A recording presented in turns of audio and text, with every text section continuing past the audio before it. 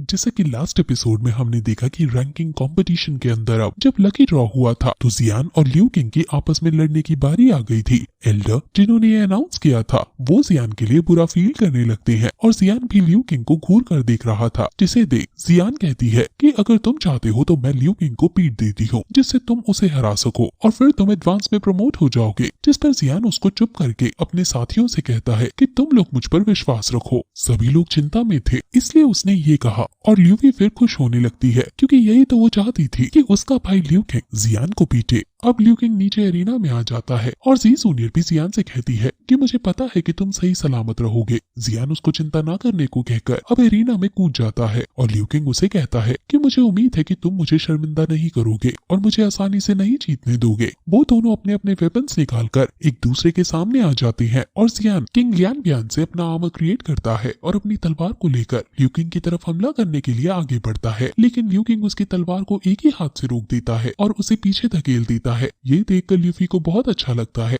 और वो कहती है कि यहाँ कोई भी मेरे भाई जितना ताकतवर नहीं। जियान फिर से अपनी तलवार को लेकर उस पर हमला करता है और उसको अपनी तलवार देकर मारता है। लियू किंग उसे वहीं स्टॉप करने की कोशिश करता है और ये तलवार उसकी माउंटेन रिपर से ज्यादा भारी है और वो थोड़ी कमजोरी भी महसूस कर रहा है। और फिर तभी जियान पीछे से आकर ऑक्टापुल कोलैप्स का स्यू करके लियू किंग को पंच मारने ही लगता है कि तभी एंड मौके पर लियू किंग उसे देख लेता है और उसकी तलवार को वहीं छोड़कर वो जियान को भी पंच मारता है और दोनों एक दूसरे को पीछे धकेलने लगते हैं। लियू किंग जियान की तारीफ करते हुए कहता है कि तुम स्ट्रॉन्ग तो हो लेकिन मेरे जितना स्टेमिना नहीं तुम में। लेकिन तभी जियान अपना पंच एक्टिवेट करता है और लियू किंग दूर धकेल दिया जाता है। ये देखकर सब हैरान हो जाते हैं कि जियान ने लियू किंग को पीछे धकेल दिया है। जियान कहता है कि क्या अब हमारे बीच सीरियस फाइट हो सकती है। लियू किंग इविल स्माइल करते हुए अब अपने ऑरा को निकालता है और जियान से कॉम्बैट फाइट करने चला जाता है। जियान भी 3000 लाइटनिंग स्ट्राइक का यूज करता है और दोनों में कॉम्बैट फाइट होने लगती है जिसमें दोनों ही एक दूसरे पर भारी पड़ रहे हैं। वो दोनों ही बहुत ज्यादा फास्ट हैं और उनके इतने फास्ट स्पीड की वजह से उनको कोई अच्छे से देख भी नहीं पा रहा है।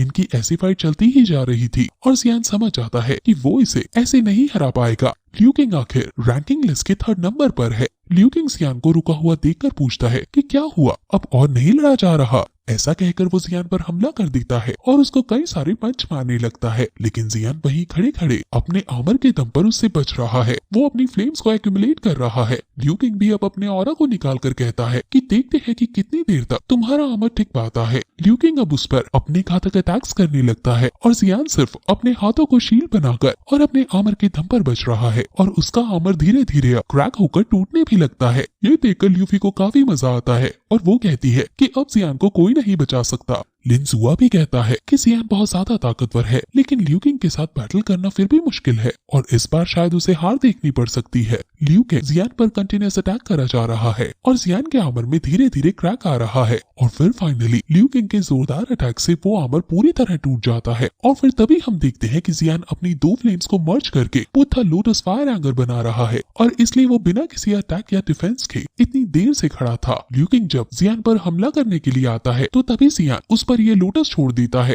लियू किंग तुरंत पीछे होता है और डिफेंस पोजीशन में खड़ा हो जाता है और ये लोटस उससे टकरा जाता है। वहाँ बहुत बड़ा ब्लास्ट होता है और ये देखकर जियान के दोस्त खुश हो जाते हैं और लिन जियाओ के साथ ही कहते हैं कि मैंने सुना था कि जियान ने पावरफुल लोटस फाइटिंग स्किल को मास्टर कर लिया है, लेकिन ये बहुत ज्यादा डिस्ट्रक्शन नहीं होगा ना। जिस पर लिन जियाओ कहता है कि जियान डॉलिंग पर प्रमोट हो गया है जिस वजह से उसकी फाइटिंग स्किल्स की पावर भी काफी इंक्रीज हो गई है, लेकिन वहाँ बहुत ज्यादा धूल थी इसलिए वो लियू किंग को नहीं देख पा रहे थे कि आखिर उसकी हालत क्या है। जियान अब धूल के अंदर देखता है और लियू किंग वहाँ से बाहर निकल कर आता है जो कि थोड़ा घायल है, लेकिन इसके कपड़े फट गए थे और हर तरफ उसके धूल मिट्टी लगी है। अपने बॉस लियू किंग को सही सलामत देखकर वो बहुत खुश होते हैं और लियू किंग भी कहता है कि तुम काफी अच्छे वॉरियर हो और अब लगता है कि तुम मेरे माउंटेन क्रैकिंग गन के असली हकदार हो। मैंने वो लिन जियाओ के लिए बचा कर रखा था, लेकिन अब तुम पर यूज करने के बाद मुझे बिल्कुल रिग्रेट नहीं होगा। अब अगर तुमने मेरे उस अटैक को झेल लिया तो मैं खुशी खुशी 3rd पोजीशन तुम्हें अपने हाथों से दे दूंगा। ये देखकर ऑडियंस हैरान हो जाती है कि लियू किंग को माउंटेन क्रैकिंग स्पीयर यूज करने की नौबत आ गई, यानी जियान कितना ज्यादा ताकतवर है, लेकिन वो इससे तो नहीं बच पाएगा क्योंकि इसकी एनर्जी इतनी ज्यादा इंटेंस है कि इनर कोर्ट में ये बहुत कम ही देखने को मिलती है। ये ईयर का डार्केस्ट डे होने वाला है और ल्यूफी भी ये देखती है और कहती है कि ये mysterious high level fighting skill है और जियान इससे तो बिल्कुल नहीं बच पाएगा। और जियाओ भी सोचता है कि लियू किंग अब अपने पर आ रहा है और ना जाने कैसे जियान इसके अटैक से बच पाएगा। जियान इस सब के बावजूद भी नहीं डरता है और कहता है कि चलो अपना अपना लास्ट मूव ट्राई कर ही लेते हैं और देखते हैं कि कौन आखिर में टिका रहता है। टॉप 10 में आने के लिए मैं डिसाइड कर चुका हूँ, इसलिए अब मैं पीछे नहीं हटूंगा। वो अपनी तलवार को लेता है और उसमें फ्लेम एक्टिवेट करने लगता है। लिन सियाओ का दोस्त पूछता है कि आखिर ये किस तरह की फाइटिंग स्किल है, जिस पर लिन सियाओ हेवन एंड अर्थ के फिनोमेना को एनालाइज करते हुए कहता है कि ये हाई लेवल स्किल लग रही है। आखिर जियान के पास कितने कार्ड्स हैं जो उसने अभी शो नहीं किए। एल्डर्स भी सोचने लगते हैं कि इन दोनों के बीच बैटल अचानक से 10 गुना ज्यादा स्ट्रॉन्ग कैसे हो गई, लेकिन अगर ये दोनों लड़ते लड़ते आउट ऑफ कंट्रोल हो गए तो मुझे इनके बीच इंटरवीन करना ही होगा। लियू किंग और जियान दोनों ही अपनी फाइटिंग लेवल स्किल को समन करने लगते हैं और फिर लियू किंग हवा में उछलकर जियान पर ग्रेट अटैक रॉक यानी माउंटेन क्रैकिंग गन का यूज कर देता है और जियान भी उसके रेस्पॉन्स में फ्लेम टेवरिंग वेव रूलर का यूज करता है और उन दोनों के अटैक आपस में टकराने लगते हैं। दो हाई लेवल फाइटिंग स्पिरिट आपस में टकराकर एक दूसरे को पीछे धकेल रही हैं। जियान और लियू किंग दोनों एग्जॉस्ट हो चुके हैं और वो बस अपनी फाइटिंग स्पिरिट्स को आपस में लड़ते देख रहे हैं। उन दोनों की फाइटिंग स्पिरिट्स बड़ा रूप लेने लगती हैं और उनके एनर्जी वेव्स आसपास आकर ऑडियंस के ऊपर भी गिरने लगती हैं। लोग डरने लगते हैं और शील्ड क्रिएट करने लगते हैं खुद को बचाने के लिए। ये फाइटिंग स्पिरिट्स बड़ी होती ही जा रही हैं और सभी लोग इसकी एनर्जी से अफेक्ट हो रहे हैं और कुछ तो बेहोश भी हो जाते हैं। वहाँ खड़ी मूर्तियां भी टूटने लगती हैं और इसलिए तभी वहाँ एल्डर इंटरवीन करते हैं और स्पेस ब्लॉकेजेस का यूज करके उस पूरी की पूरी फाइटिंग स्पिरिट्स के चारों तरफ शील्ड क्रिएट कर देते हैं और उसको ब्लॉक कर देते हैं। ये सीन देखने में बहुत ज्यादा आइकॉनिक है क्योंकि एक ही एल्डर ने इतने सारे स्पेस पोर्टल्स क्रिएट करके इतनी हाई लेवल फाइटिंग स्पिरिट को ब्लॉक कर दिया है और वो अब अपनी एनर्जी से इनकी फाइटिंग स्पिरिट्स को सप्रेस करने की कोशिश करते हैं और धीरे धीरे उनकी फाइटिंग स्पिरिट वैनिश होने लगती है। ऑडियंस भी कहती है कि ये दोनों टॉप 10 में आने के लिए किसी भी हद तक जाने के लिए तैयार है। अब वो धीरे धीरे वैनिश हो रही है, लेकिन तभी अचानक से उनकी फाइटिंग स्पिरिट की एक बूंद नीचे टपक जाती है और वो एरिना में गिरने लगती है। जी जूनियर तुरंत जियान को बचाने के लिए भागती है और वो उसको हालांकि बचा लेती है, लेकिन जियान काफी ज्यादा घायल हो जाता है। लियू किंग भी काफी ज्यादा घायल हो जाता है और बेहोश हो जाता है। ये दोनों ही नहीं उठ पा रहे हैं और जी जूनियर को जियान के लिए चिंता होने लगती है।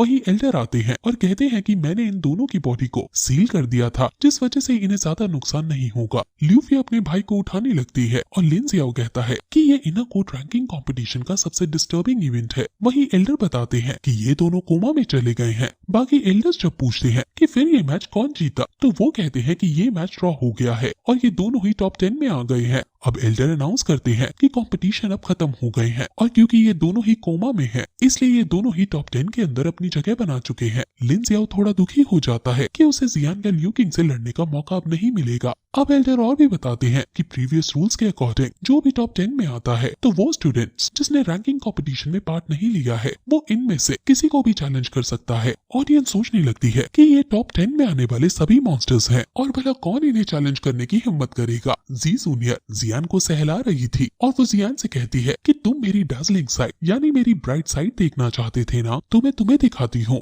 जी जूनियर खड़ी होती है और कहती है कि मैं लिन जियाओ को चैलेंज करना चाहती हूँ। ये सुनकर सभी काफी ज्यादा हैरान हो जाते हैं क्योंकि लिन जियाओ लियू किंग से भी ज्यादा शक्तिशाली है और जी जूनियर इसे चैलेंज करने की कह रही है। लिन जियाओ भी ये सुनकर हैरान है, लेकिन अब क्योंकि चैलेंज दिया है इसलिए लिन जियाओ को वहाँ आना पड़ता है और ये दोनों एरिना में आ जाते हैं। लिन जियाओ कहता है कि अगर मेरे से कोई गलती हो गई है तो तुम वैसे ही बता सकती हो, मैं उसको रिपेंट जरूर करूंगा, लेकिन इस तरह चैलेंज करना मैं समझा नहीं। जिस पर जी जूनियर कोई रिप्लाई ना करके सीधा उस पर हमला कर देती है। लिन जियाओ उससे डिफेंस करता है लेकिन वो नहीं कर पाता और कई कदम पीछे धकेल दिया जाता है और फिर तभी जी जूनियर उस पर अपने ब्लेड से हमला कर देती है, जिससे वो बाल बाल बचता है। इनर कोर्ट में जियान के बाद अगर कोई सबसे ज्यादा ताकतवर है तो वो लिन जियाओ है और जी जूनियर लिन जियाओ पर बहुत आसानी से अटैक कर रही है, जिससे लिन जियाओ का बच पाना मुश्किल हो जा रहा है और ये देखकर सब हैरान है। जी जूनियर उस पर कई सारे ब्लेड्स फेंकती है, जिससे लिन जियाओ अपनी तलवार से बचने की कोशिश करता है और लिन जियाओ फिर अपनी कई सारी तलवार उस पर फेंकता है, जिससे जी जूनियर सिर्फ एक ही हाथ से खड़े खड़े बच जाती है और अपने हाथ से ही उसकी ही तलवार को उस पर रिफ्लेक्ट कर देती है, जिससे लिन जियाओ का फिर से बच पाना मुश्किल हो जाता है और उसका पैर लड़खड़ाने भी लगता है। अब वो क्विंग यान जियान का यूज करता है